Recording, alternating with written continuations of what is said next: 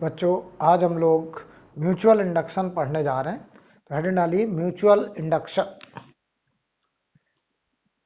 Mutual induction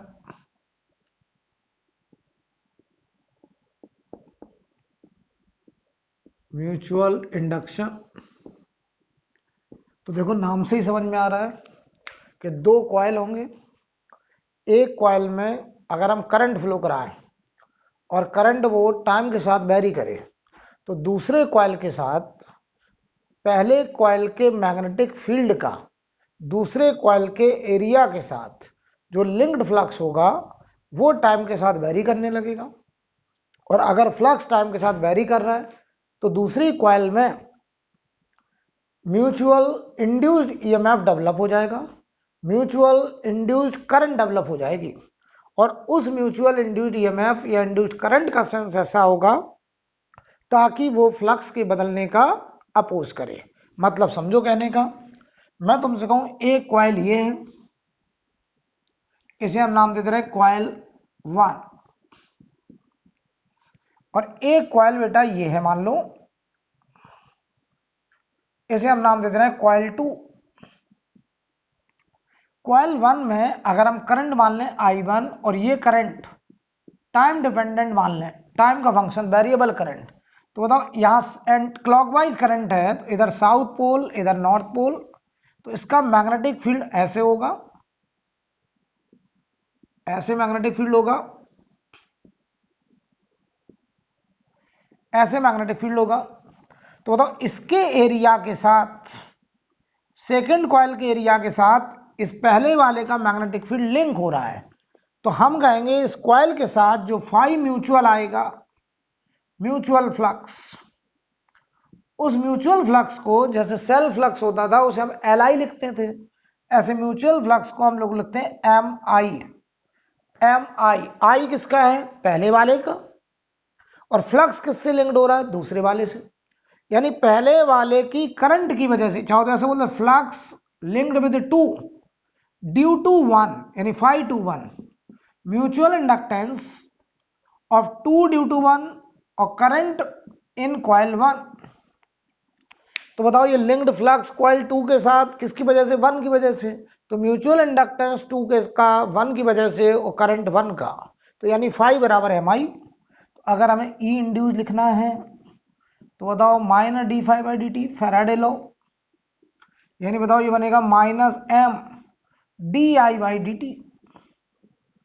जहां पे ये जो M है इसी का नाम है म्यूचुअल इंडक्टेंस। म्यूचुअल इंडक्टेंस, इसे हम लोग बोलते हैं म्यूचुअल इंडक्टेंस, किसे? M को, राइट। अच्छा, हम तुमसे ऐसे कहें flux linked with coil 1 due to 2, coil 1 के साथ लिंक्ड फ्लक्स किसकी वजह से? 2 की वजह से, यानी 2 का मैग्नेटिक फील्ड पहले कॉइल के एरिया के साथ लिंक्ड हो रहा है, तो हम इसे बोलेंगे म्यूचुअल इंडक्टेंस ऑफ 1 2 का, करंट किसका? 2 का, राइट।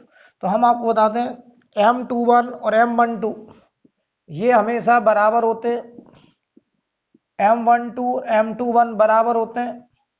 इसे बोलते हैं theorem of reciprocity, theorem of reciprocity.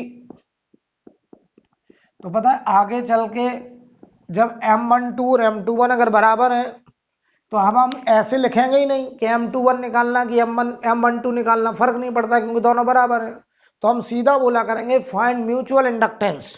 तो अब हमारा देखो कॉन्सेप्ट क्या होगा, हमारा कॉन्सेप्ट सीधा एक लाइन का बनता है, और वो कॉन्सेप्ट ये होगा किसी एक कॉइल की करंट की वजह से दूसरे कॉइल के एरिया के साथ लिंक्ड फ्लक्स निकालेंगे और इसे बोलेंगे फाई म्यूचुअल, और इधर बराबर कर दिया करेंगे MI के, MI के, और इस M को हम लोग बोला करेंगे म्यूचुअल इंडक्टेंस, इसे बोलेंगे म्यूचुअल इंडक्टेंस।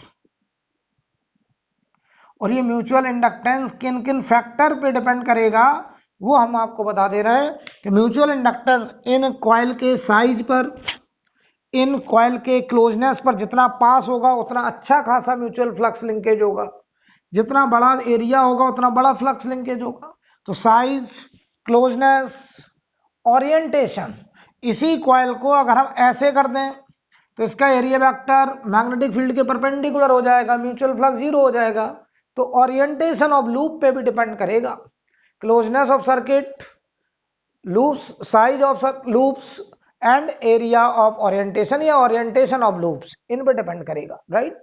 तो थोड़ा सा इसमें लिखिए, लिखें कंसीडर टू कॉइल्स, लिखिए consider two coils, consider two coils placed close together, placed close together, placed close together, comma करके लिखें, a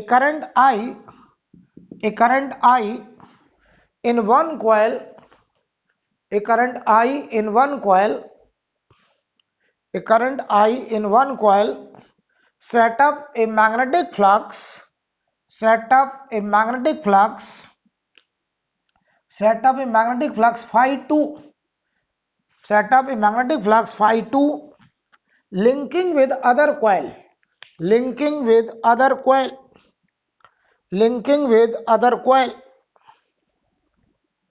आगे लिखें फुल स्टॉप के बाद, if we change the current, if we change the current I with time, if we change the current I with time, if we change the current I with time, comma, an EMF will appear, an EMF will appear in second coil, an EMF will appear in second coil, an EMF will appear in second coil. This is called mutual induction, this is called mutual induction, this is called mutual induction, this is called mutual induction, इसे हम लोग mutual induction कहेंगे। यानी हम एक coil में current time के साथ वेरी कर रही है तो दूसरे के एरिया के साथ जो फ्लक्स होगा वो टाइम के साथ बदल रहा होगा। तो दूसरे कॉइल का फ्लक्स अगर टाइम के साथ बदल रहा है तो उस कॉइल में डेवलप हो जाएगा इंड्यूस्ड ईएमएफ, और ऐसे इंडक्शन को बोलेंगे म्यूचुअल इंडक्शन, राइट। क्यों म्यूचुअल इंडक्शन क्यों बोला? क्योंकि दूसरे के करंट की वजह से, दूसरे के मैग्नेटिक फील्ड की वजह से हमारे कॉइल में फ्लक्स टाइम के साथ बदलने लग गया, इसीलिए म्यूचुअल इंडक्शन। यानी करंट किसी और का, एरिया किसी और का, यानी मैग्नेटिक फील्ड किसी और का, एरिया किसी और का, तो हम कह रहे हैं कि वी डॉट ए जो फ्लक्स आएगा वो फ्लक्स म्यूचुअल फ्लक्स होगा, और वो फ्लक्स अगर टाइम के साथ बदल रहा है तो उस कॉइल में डेवलप हो जाएगा इंड्यूस्ड ईएमएफ। अच्छा आगे लिखें, इतना नोट करिए, ये पूरा नोट करिए और इसके नीचे लिखिए, यहां पर इसके नीचे mutual inductance, mutual inductance depends on, mutual inductance depends on, mutual inductance depends on closeness of two circuits, closeness of two circuit, तुम समझ रहे हो, जितना पास होगा उतना अच्छा फ्लक्स का लिंकेज होगा। Closeness of two circuit, comma size, comma size, इनका साइज पे डिपेंड करेगा, comma size, comma their orientation, comma their orientation, ये लूप कैसे रखें इस बात पे भी डिपेंड। अगर हम इस लूप को घुमा दें, ऐसे घुमाने लगे, अभी ये लूप ऐसे ऐसे घुमाने लगे तो फ्लक्स का लिंकेज बदलने लगेगा, और जब ये लूप ऐसे हो जाएगा तो इसका पूरा फ्लक्स बाहर निकल जाएगा, फ्लक्स का लिंकेज जीरो। क्यों? जब ये लूप ऐसे तो इसका एरिया वेक्टर ऐसे, तो मैग्नेटिक फील्ड और एरिया वेक्टर 90 डिग्री पे हो जाएंगे, म्यूचुअल फ्लक्स जीरो हो जाएगा। तो comma orientation and number of turns, and number of turns इस बात पे भी डिपेंड करेगा कि कॉइल में कितने नंबर ऑफ टर्न्स है, and number of turns, right, and number of turns. अब हम आपको ये बता दें, हमसे वो सबसे पहले तो ऑब्जेक्टिव में जो सवाल करते हैं वो सवाल करते हैं म्यूचुअल इंडक्टेंस से रिलेटेड। वो हमें सवाल देंगे, वो कहेंगे फाइंड म्यूचुअल इंडक्टेंस। अच्छा बताओ, क्या वो ये कहेंगे फाइंड M12 या M21? नहीं। क्यों? क्योंकि M12 और M21 की वैल्यू बराबर है, तो बस वो इतना बोलेंगे फाइंड म्यूचुअल इंडक्टेंस। अब आपको समझना है कि हम किस में करंट फ्लो करें और किसके एरिया में फ्लक्स का लिंकेज देखें, ठीक है। तो चलिए देखते हैं न्यूमेरिकल के माध्यम से। तो सबसे पहले हम कुछ सवाल करने जा रहे हैं जिनमें म्यूचुअल इंडक्टेंस का कैलकुलेशन है। ठीक है बेटा, चलिए। और म्यूचुअल इंडक्टेंस निकालने का तरीका पता क्या होगा? आप पहले फाई म्यूचुअल निकालो, म्यूचुअल फ्लक्स निकालो, और फिर उस म्यूचुअल फ्लक्स को बराबर कर दो एम आई के। म्यूचुअल फ्लक्स को बराबर कर दो किसके? एम आई के। वहां से जो एम आएगा वही होगा हमारा म्यूचुअल इंडक्टेंस। ठीक है, तो ध्यान से देखिए, हम आपसे कहें यहां पर ऐसे बोले एक लूप ये है या एक कॉइल समझो, और एक कॉइल ही है। इस कॉइल का रेडियस ए है, इसमें नंबर ऑफ टर्न्स है n1 नंबर ऑफ टर्न्स। इसकी रेडियस बी है और इसमें नंबर ऑफ टर्न्स होगा बेटा n2 टर्न्स, n2 टर्न। इसमें नंबर ऑफ टर्न्स n2 है, इसमें नंबर ऑफ टर्न्स n1 है। इसका रेडियस a, इसका रेडियस b, और ये कॉन्सेंट्रिक कॉइल है। सवाल देखना क्या होगा? सवाल हमसे वो बोलेंगे फाइंड म्यूचुअल इंडक्टेंस। बस हमसे वो सीधा सवाल यही कहेंगे, फाइंड म्यूचुअल इंडक्टेंस, यानी हमको बताओ m निकालना है, m। तो पता बेटा तरीका क्या होगा? तरीका ये होगा कि हम निकालें फाई म्यूचुअल, हम निकालें फाई म्यूचुअल और उस म्यूचुअल फ्लक्स को एम आई के बराबर कर दें। तो ध्यान दो, यानी हम किसी एक में करंट फ्लो करें और दूसरे के एरिया के साथ लिंक्ड फ्लक्स निकालें और उस फ्लक्स को नाम दें म्यूचुअल फ्लक्स, और उस म्यूचुअल फ्लक्स को कंपेयर कर दें किसके साथ? एम आई के साथ। तो देखो अब हम करंट किसमें माने और किसके एरिया में फ्लक्स फंसावे। तो देखिए अब ये तुम्हारा कॉमन सेंस है। देखो बेटा ये इसका साइज छोटा है, तो हमने क्या करा, हमने बाहर बड़े वाले में करंट मान लिया आई। क्यों बाहर वाले माना? देखो ध्यान से, करंट ऐसे क्लॉकवाइज, तो ये अंगूठा करंट फिंगर सेंटर की तरफ, हथेली अंदर, तो यहां मैग्नेटिक फील्ड इनवर्ट आ रहा है। तो इसका साइज अगर छोटा है तो ये अंडरस्टूड है कि जो मैग्नेटिक फील्ड यहां है वो यहां यहां यहां यहां माना जा सकता है। छोटा साइज है, ए जो है वो बी के कंपेयर में काफी छोटा है। तो इसका मतलब ये है कि हम इसके पूरे एरिया के अंदर मैग्नेटिक फील्ड को कांस्टेंट मानना चाहते हैं, और उतना मानना चाहते हैं जितना कि कहां पे बेटा? सेंटर पे। तो हम पता क्या करें, हम बाहर वाले में करंट मान लें और छोटे वाले के एरिया के साथ लिंक्ड फ्लक्स फंसा लें, उसका नाम रख दें म्यूचुअल फ्लक्स। अच्छा तुमको उल्टा करें सर तो क्या दिक्कत है? अगर इसमें करंट मानते तो इसके करंट की वजह से यहां मैग्नेटिक फील्ड, यहां मैग्नेटिक फील्ड, यहां मैग्नेटिक फील्ड बराबर नहीं होता। तो इस बड़े वाले के एरिया के साथ फ्लक्स कैलकुलेशन करना थोड़ा टिपिकल था, हम नहीं कर पाते। तो हमने आपसे को क्या सजेस्ट किया कि हमने बड़े वाले में करंट माना और छोटे वाले के एरिया के साथ फ्लक्स फंसाया, और छोटे वाले एरिया के लिए हमने इसके सेंटर पे मैग्नेटिक फील्ड निकाला, और जो मैग्नेटिक फील्ड यहां वही यहां वही यहां हर जगह हमने बराबर माना। तो ध्यान दो, तो phi mutual magnetic field into area बराबर एम आई। अब देखो मैग्नेटिक फील्ड बताओ, इसकी वजह से सेंटर पे मैग्नेटिक फील्ड, तो इसमें कितने टर्न है? n2 turns. तो बताओ एक लूप की वजह से mu naught by 4 pi I by radius B into 2 pi radian into beta angle. याद करो सर्कुलर लूप के सेंटर पे मैग्नेटिक फील्ड का result mu naught by 4 pi I by R into beta. और नंबर ऑफ टर्न्स कितने बेटा? n2 into area. बताओ इसका एरिया है पाई ए स्क्वायर, तो नंबर ऑफ टर्न्स है n1, n1 पाई ए स्क्वायर।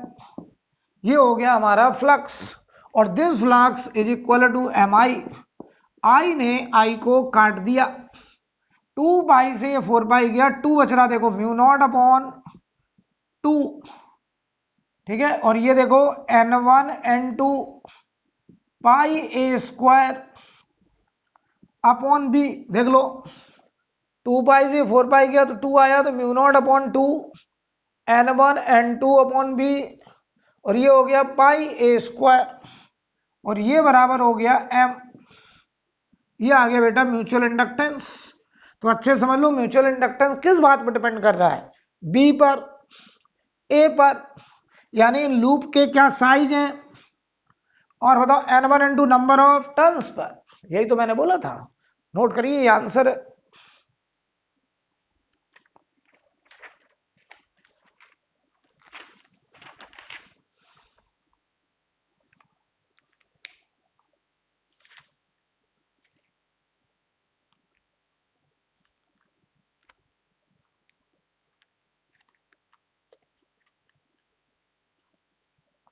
हो गया। अब देखिए, मैंने ये भी बोला था कि ये जो म्यूचुअल इंडक्टेंस है वो क्लोजनेस ऑफ सर्किट पे डिपेंड करता है, नंबर ऑफ टर्न्स पे डिपेंड करता है, लूप के साइज पे डिपेंड करता है और ओरिएंटेशन पर भी डिपेंड करता है। तो समझते हैं जरा। मैं तुमसे कहूं एक लूप ऐसे है और दूसरा लूप इसके एक्सिस पर ऐसे रखा है, ऐसे रखा है, तो बताओ भाई इसका जो एरिया वेक्टर होगा इस लूप का वो ऐसे होगा, एरिया वेक्टर प्लेन के परपेंडिकुलर आउटवर्ड। अब देखो हमें कहा जाए फाइंड म्यूचुअल इंडक्टेंस, हमें म्यूचुअल इंडक्टेंस निकालने को कहा गया। आप कहोगे सर बहुत आसान है, देखो कैसे। हमने इसमें करंट माना आई, ये हमने एज्यूम किया है, ठीक, करंट माना। इसकी वजह से इसके सेंटर पे मैग्नेटिक फील्ड ऐसे आया और ये मैग्नेटिक फील्ड इनटू एरिया, बताओ कितने एंगल पे हैं दोनों, 90 डिग्री पे। तो बताओ फाई म्यूचुअल होता था V डॉट ए, ये होता वैसे फ्लक्स, तो ये हो गया V A cos 90 और cos 90 बेटा जीरो, तो ये फाई म्यूचुअल जीरो। तो अगर बताओ फाई म्यूचुअल ही जीरो है तो म्यूचुअल फ्लक्स हमारा होता था MI। अगर ये फाई म्यूचुअल ही जीरो है तो mutual inductance zero, mutual inductance zero हो जाएगा।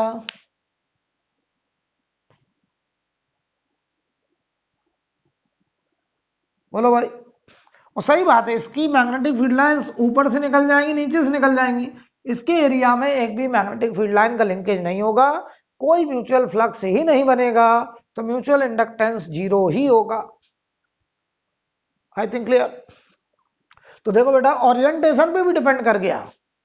अगर इसी लूप को हम ऐसे करते हैं तो इसका एरिया वेक्टर इधर आ जाएगा, फ्लक्स फंस जाएगा, म्यूचुअल इंडक्टेंस भी आ जाएगा। अभी म्यूचुअल इंडक्टेंस जीरो आ रहा है, यानी मैंने बोला था mutual inductance depends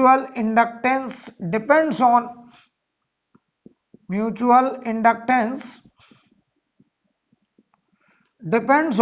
orientation, depends on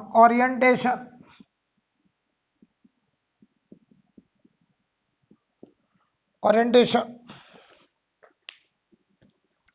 अब देखिए आगे अगला क्वेश्चन।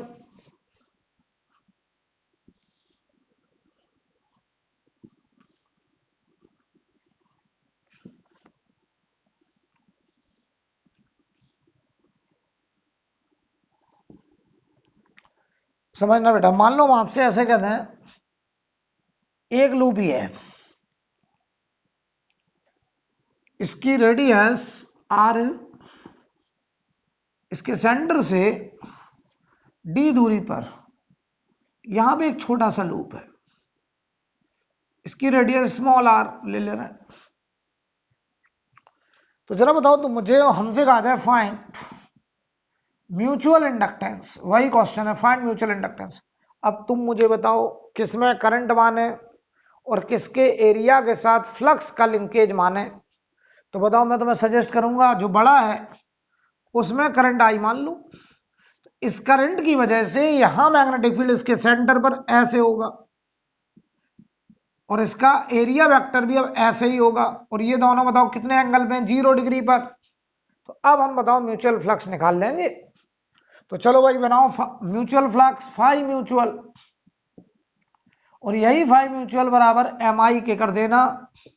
फाई म्यूचुअल क्या होगा, V और A कितने एंगल, जीरो पे, तो VA cos जीरो बराबर MI। अब आओ जरा मैग्नेटिक फील्ड, तो बताओ इसके करंट की वजह से इसके सेंटर पर, बताओ इसके लिए ये पॉइंट एक्सिस पर पॉइंट है, कितनी दूरी पर बेटा, D दूरी पर। तो क्या आपको मैंने ये आर्टिकल पढ़ाया है कि एक करंट कैरिंग रिंग है, उसके एक्सिस पर D दूरी पर मैग्नेटिक फील्ड का रिजल्ट आपको याद होगा। बताओ कितना आता था, mu naught by 2 I r² upon r² plus D²। Power 3/2, याद आ गया होगा, इनटू एरिया, और इसका एरिया होगा पाई स्मॉल आर स्क्वायर बराबर एम आई। आई ने आई को काट दिया, तो देखो म्यूचुअल इंडक्टेंस आ गया म्यू0/2, म्यू0/2 pi capital R square small are square upon R square plus D square का पावर 3/2, ये हो गया म्यूचुअल इंडक्टेंस। नोट कर लीजिए, नोट कर लीजिए।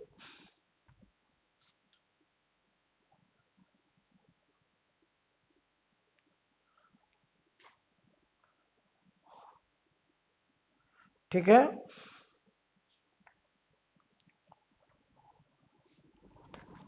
आगे बढ़ा जाए।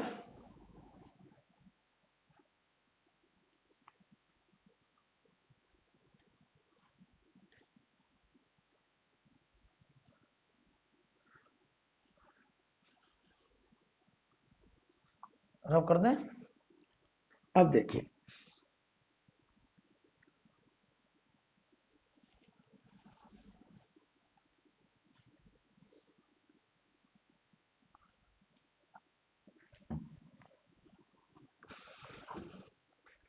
अगला सवाल ये है, हमारे पास यहां पर एक रिंग है और इससे एक्सिस पर √3r दूरी पर एक छोटा सा रिंग है, ऐसे रखा है, और इसकी रेडियस है स्मॉल ए। तो बताओ इसका एरिया वेक्टर ऐसे होगा बेटा, ऐसे, और ये बताओ इसके एक्सिस से 45 डिग्री एंगल पे है। कितना एंगल? 45। और हमारा सवाल वही है, फाइंड म्यूचुअल इंडक्टेंस। क्या बोल रहा है? Find mutual inductance. तो सवाल में क्या करेंगे, बड़े वाले में करंट आई माना, इसकी करंट की वजह से यहां मैग्नेटिक फील्ड ऐसे एक्सियल लाइन पर आएगा। अब बताओ मैग्नेटिक फील्ड और एरिया के बीच कितना एंगल? 45। तो म्यूचुअल इंडक्टेंस निकालना है, तो आप लिखेंगे पहले phi mutual,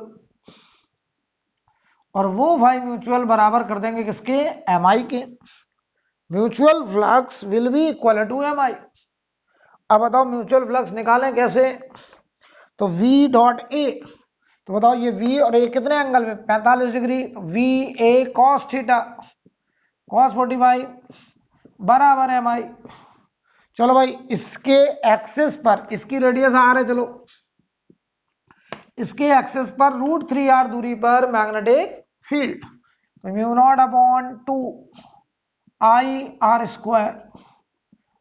square plus D square √3r का स्क्वायर का होल पावर 3/2, म्यू0/2 I R square plus D square power 3/2 into area बोलो pi small a square into 1/√2 cos 45 बराबर एम आई। आई ने आई को काट दिया, तो ये देखो गौर से, म्यू0/2, इसे देखिए ध्यान से, आर स्क्वायर, ये 3r स्क्वायर 4r स्क्वायर का रूट होगा तो 2r बचेगा, 2r का क्यूब होगा तो 8r cube into R square into pi ए स्क्वायर अपॉन 2 पावर 1/2 बराबर है। आर स्क्वायर से ये पावर कट जाएगा, 2 की पावर देखो ये 3 है, ये 2 और ये 8 है, तो 2 की पावर 3, 2 की पावर 1 4, और ये 2 पावर 4.5 9/2, तो म्यू0/2 पावर 9/2 इंटू पाई ए स्क्वायर अपॉन आर, ये आ गया म्यूचुअल इंडक्टेंस। नोट कर लीजिए।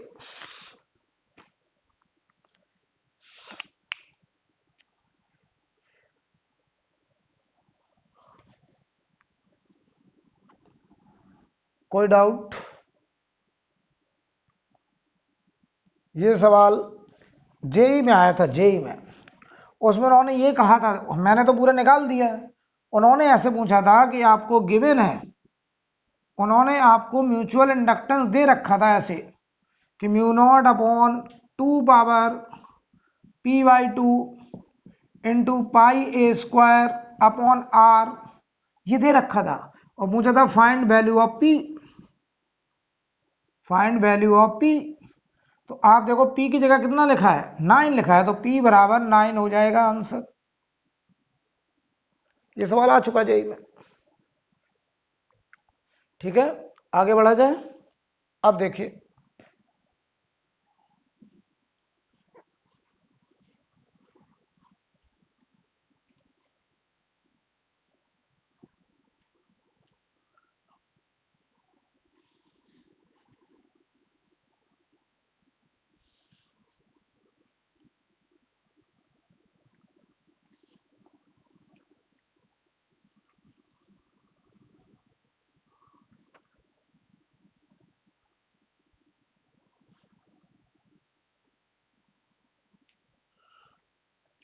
अगला जो क्वेश्चन है उसमें हमसे कह रहे हैं कि दो स्क्वायर लूप है, एक स्क्वायर ये है और एक स्क्वायर बड़ा है,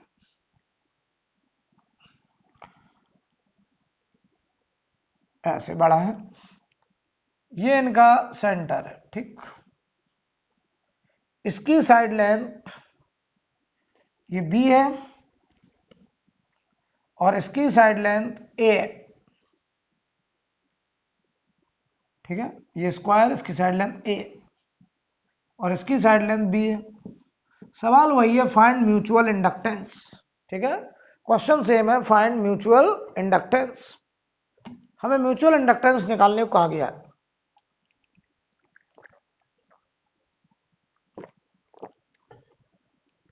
तो बेटा ट्राई कर लीजिए एक बार,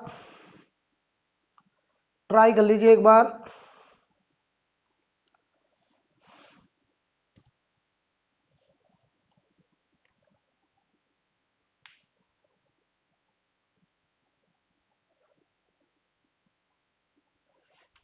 ठीक है, तो बताइए, सबसे पहले तो यहां पे इसका साइज बड़ा तो हम इसमें करंट आई माने, कैसे भी मान लीजिए, आई कट जाता है फर्क नहीं पड़ता, ऐसे हमने करंट आई मान। इस करंट की वजह से हम इसके सेंटर पे मैग्नेटिक फील्ड निकालेंगे। देखो ऐसे इनवर्ड इनवर्ड इनवर्ड, इसकी वजह से भी इनवर्ड, चारों की वजह से इनवर्ड। तो मैं कहूंगा एक वायर की वजह से निकालो। तो ये देखो परपेंडिकुलर डिस्टेंस b/2, ये देखो अपर एक्सट्रीम का एंगल 45 डिग्री, लोअर एक्सट्रीम का एंगल 45 डिग्री, अपर एक्सट्रीम लोअर एक्सट्रीम का एंगल 45 होगा। ये v/2 है और ये हमारा सेंटर है। यहां पे हमको मैग्नेटिक फील्ड निकालना है। तो सुनो ध्यान से, तो फाई म्यूचुअल लॉजिक देखिए वही है, म्यूचुअल फ्लक्स इक्वेट होगा mi से। म्यूचुअल फ्लक्स क्या होगा भाई, मैग्नेटिक फील्ड, बताओ इसका मैग्नेटिक फील्ड अंदर की तरफ, तो बताओ 4 टाइम्स v1, एक का मैग्नेटिक फील्ड अगर v1 है तो 4v1 इंटू एरिया, और इसका एरिया होगा ए स्क्वायर बराबर mi। तो 4 टाइम्स ऑफ मैग्नेटिक फील्ड, देखो 4 फैक्टर क्यों आ रहा है, इसका मैग्नेटिक फील्ड जितना उतना इसका, तो 4 टाइम्स कर दिया। अब इसका मैग्नेटिक फील्ड देखो, ये करंट कैरिंग फाइनाइट वायर की वजह से मैग्नेटिक फील्ड याद करो, mu naught upon 4 pi I by R naught, R naught की जगह v/2, ब्रैकेट में sine beta 1 sine 45 plus sine beta 2 sine 45 into a square बराबर mi। आई से आई कैंसिल, 4 से 4 कैंसिल, ये 2 पर चला गया, तो mu naught upon 2 upon pi v, ये 1/√2 1/√2 2/√2 यानी √2 इंटू ए स्क्वायर बराबर है। तो आंसर देखो m आ गया 2√2 mu naught upon pi v into a square, ये आ गया म्यूचुअल इंडक्टेंस। नोट कर लीजिए।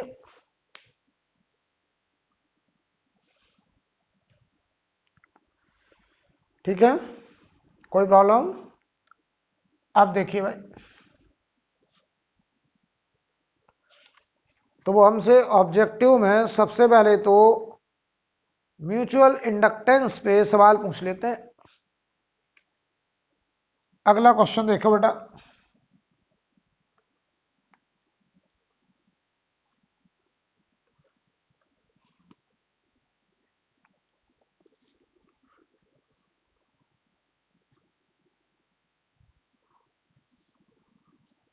हटा दीजिए।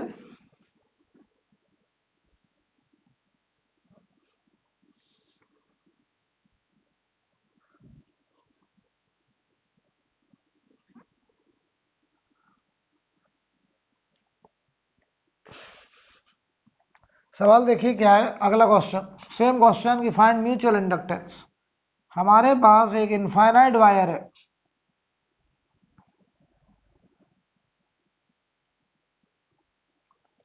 इनफाइनाइट वायर,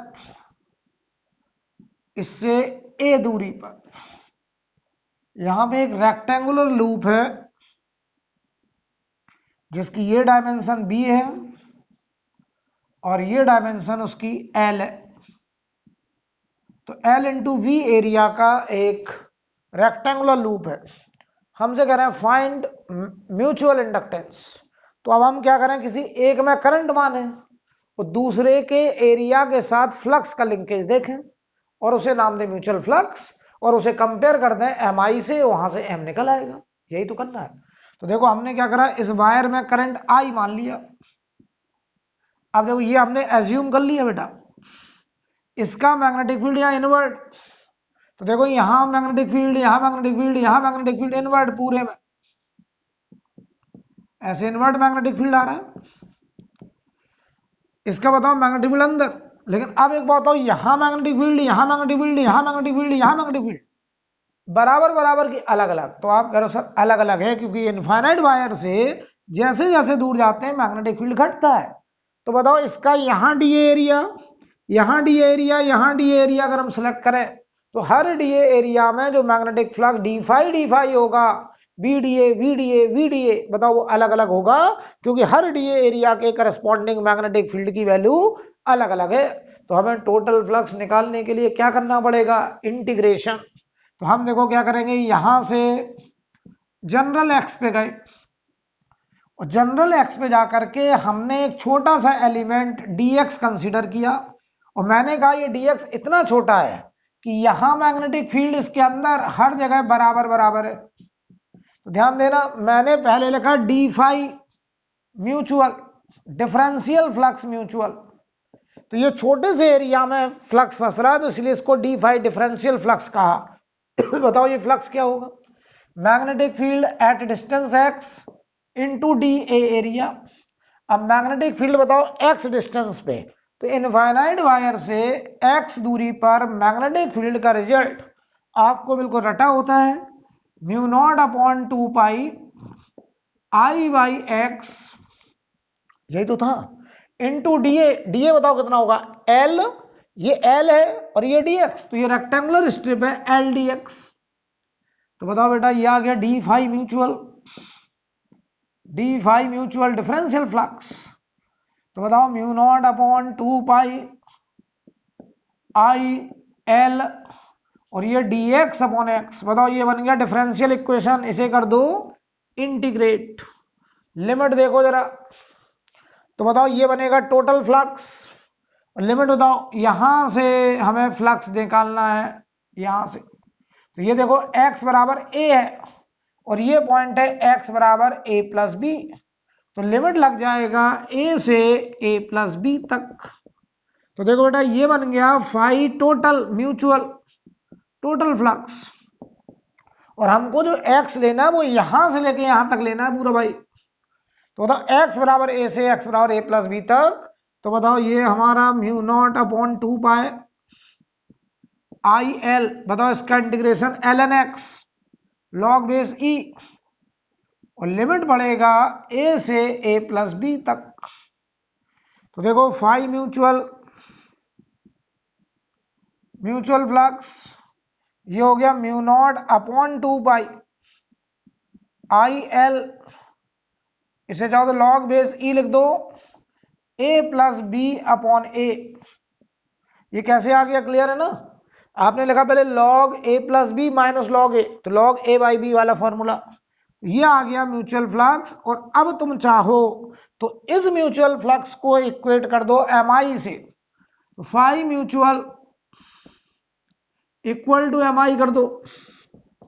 तो जब तुम ये वैल्यू रखोगे तो आई कट जाएगा, तो बचा हुआ नंबर हो गया म्यूचुअल इंडक्टेंस। तो मैं यहां लिख दे रहा हूं, देखो mu naught upon 2 pi L, I देखो कैंसिल, लॉग बेस ई, और ये चाहो तो 1 प्लस बी बाई ए लिख दो, और ये हो गया म्यूचुअल इंडक्टेंस। ये हमारा आंसर आ गया बेटा, नोट कर लीजिए, नोट कर लीजिए।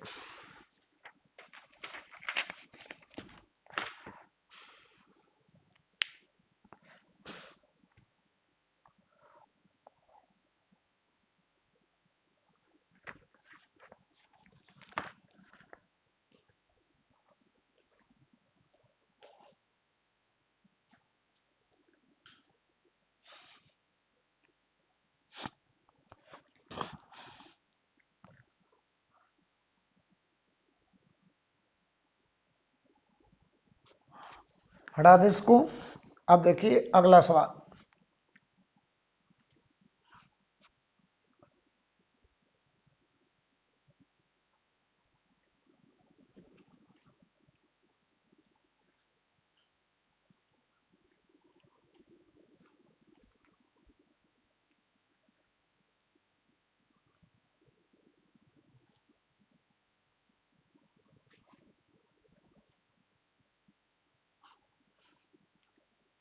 चलिए अगला क्वेश्चन देखिए।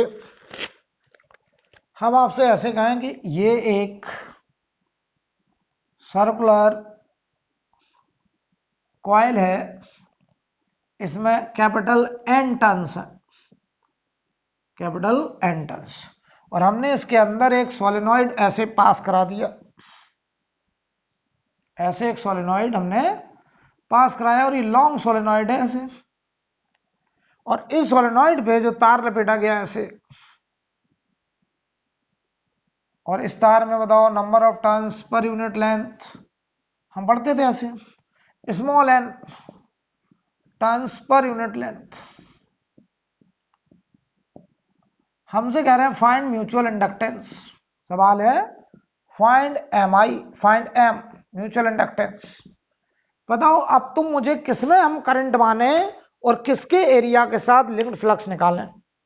तो पता है तुम्हारे मन में आ रहा होगा कि इसमें करंट मानो, इसके छोटे वाले के एरिया के साथ फ्लक्स फंसा लो, गलत हो जाएगा। तुम कहो क्यों सर? क्योंकि अगर हमने इसमें करंट मानी बाहर वाले में, तो यहां मैग्नेटिक फील्ड होगा, यहां पे भी होगा, यहां पे भी होगा।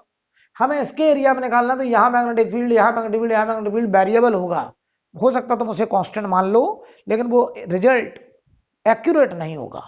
अगर हम उल्टा करें कि इसमें करंट मान लें, किसमें, सोलेनॉइड में ऐसे, और बड़े वाले के एरिया के साथ लिंक्ड फ्लक्स निकालना, तो ध्यान से देखना, अगर सोलेनॉइड में हमने करंट मानी, तो बताओ यहां जो करंट होगा सोलेनॉइड में, सोलेनॉइड में जो मैग्नेटिक फील्ड होता था एक्सिस के लॉन्ग ऐसे होता था, तो ये मैग्नेटिक फील्ड हो गया बेटा V बराबर म्यू नॉट एन आई। हमने ये करंट I एज्यूम कर लिया, ये हमने एज्यूम किया, ध्यान से देखना। अब मुझे इतना बताओ, ये जो मैग्नेटिक फील्ड था ये बताओ कांस्टेंट था।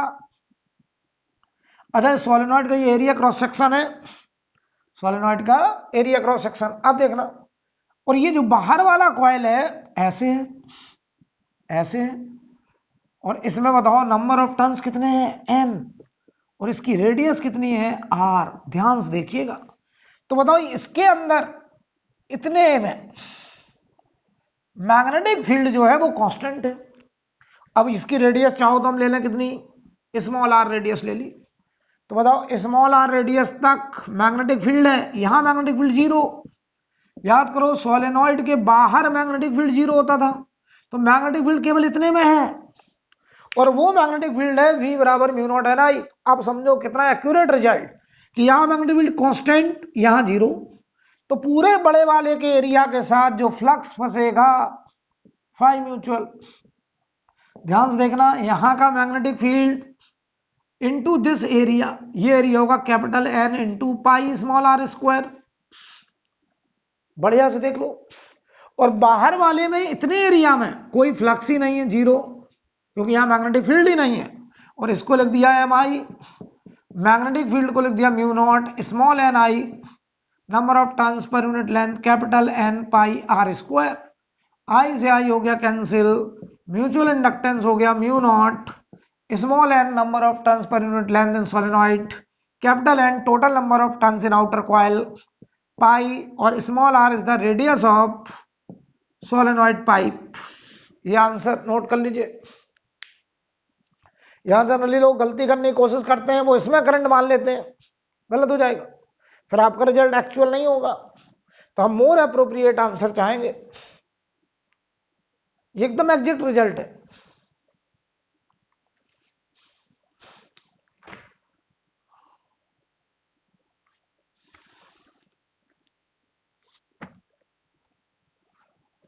अब हेडिंग डालें परफेक्ट लिंकेज, परफेक्ट लिंकेज।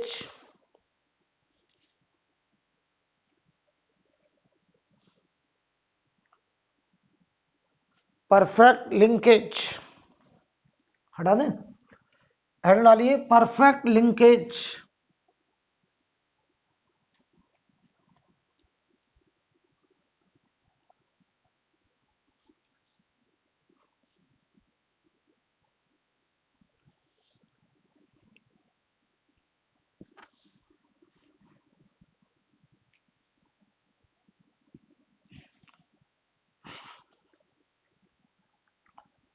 ध्यान देना,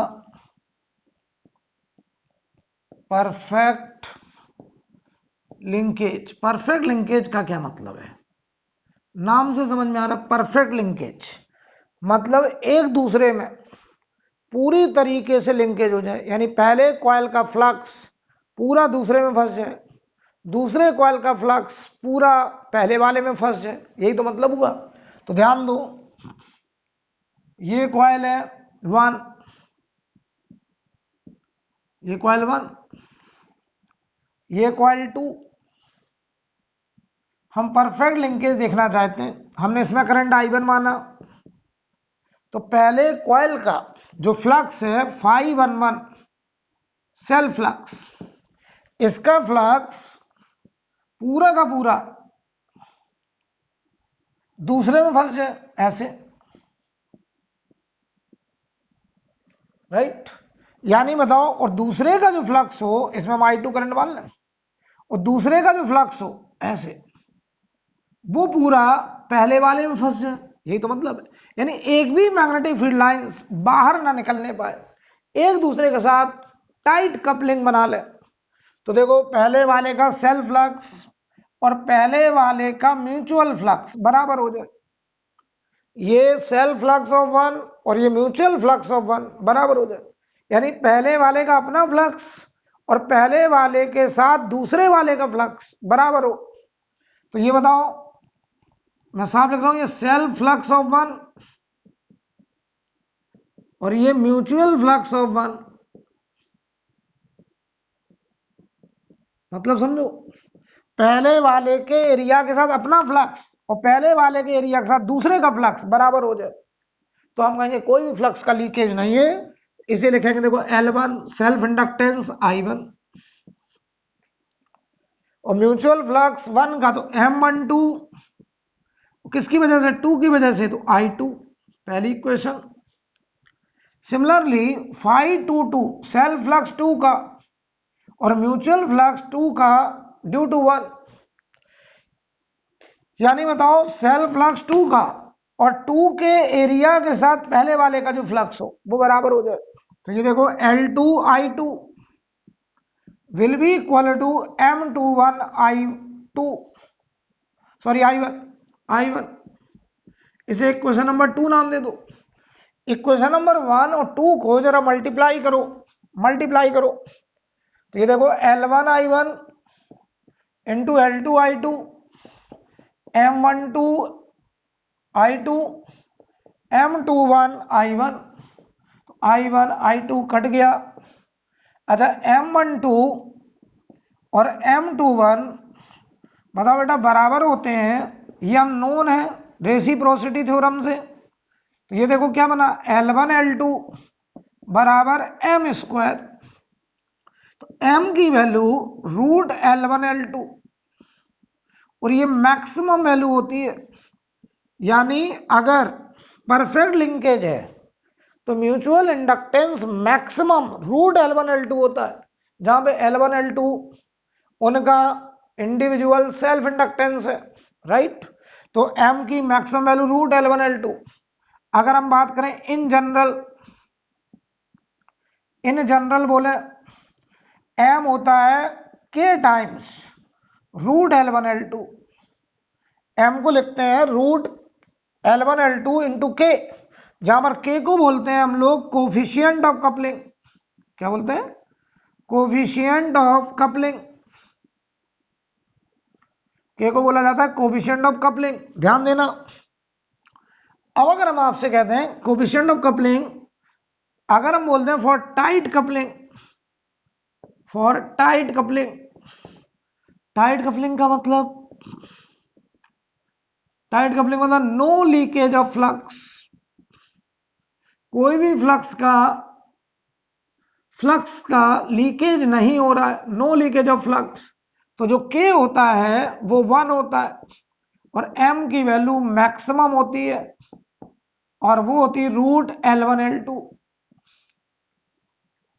और अगर for loose coupling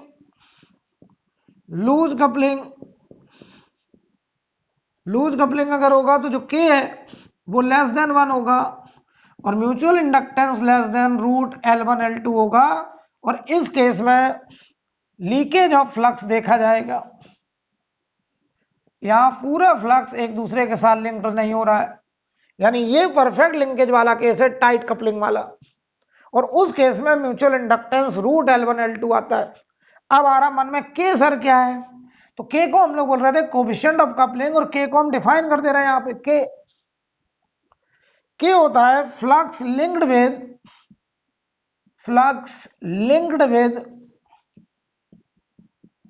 secondary coil upon flux linked with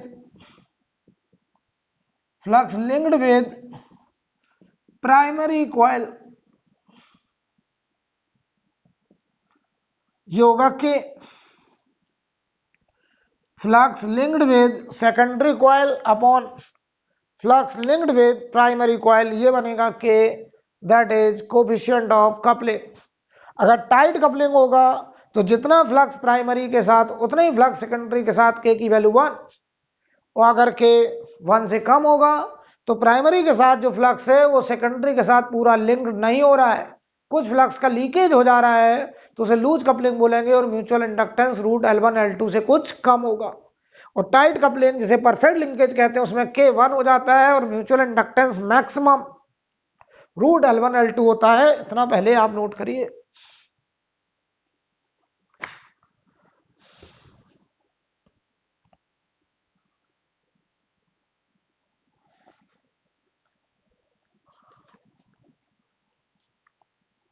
इसे आप नोट कर लें बेटा इतना पहले, फिर हम आगे बढ़ते हैं।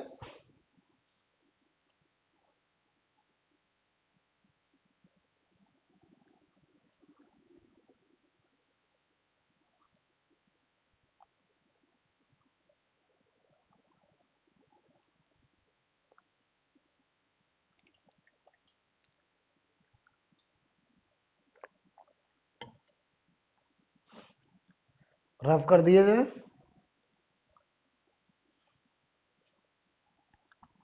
मुझे लग रहा है कि आप लोग नोट कर लिए हैं। क्यों भाई, हटा दे बेटा। अब देखिए,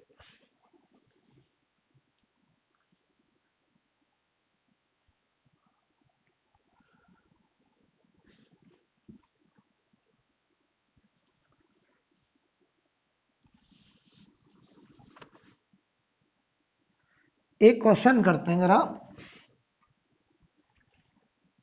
एक क्वेश्चन करते हैं बेटा।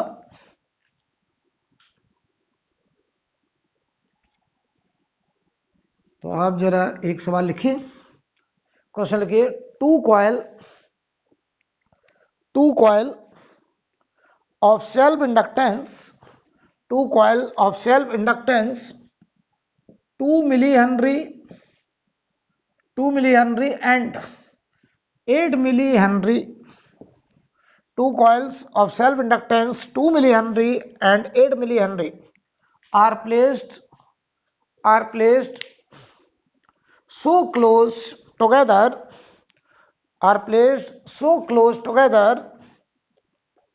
that the effective flux in one coil is between linked with other coil.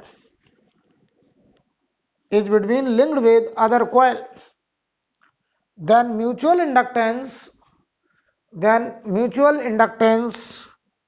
between these coil is सवाल पढ़ो, to coil of self inductance 2 millihenry and 8 millihenry are placed so close together that effective flux in one coil is linked with other coil. कह रहे दोनों coil में linked flux बराबर है. It means this is case of perfect linkage. There is no leakage of flux, perfect linkage, यानी coefficient of coupling 1 होगा बेटा इस केस में. तो म्यूचुअल इंडक्टेंस मैक्सिमम होगा बेटा, रूट L1 L2 होगा. L1 ये है और L2 ये है, तो रख दो वैल्यूज. 2 × 8 तो बताओ 4 मिली हेनरी, ये आएगा हमारा आंसर. 4 मिली हेनरी ये आंसर होगा. ठीक है, तो ये टॉपिक यहां पे खत्म होता है. अब हम आपको ट्रांसफार्मर, अल्टरनेटिंग करंट और अर्थ मैग्नेटिज्म ये टॉपिक कवर करेंगे. ठीक है, तो आज के लिए बेटा इतना ही.